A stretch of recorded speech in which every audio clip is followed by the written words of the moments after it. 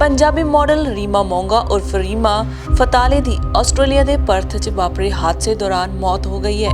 यह हादसा उदों वापरिया जदों क्वीन पार्क इलाके च एक तेज़ रफ्तार रेल गड्डी नाल उसकी कार टकरा गई।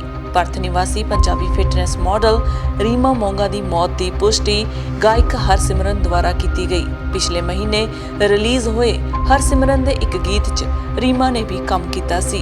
बतौर फिटनेस मॉडल रीमा ने कई ब्यूटी मुकाबलियां च भी हिस्सा लिया सी।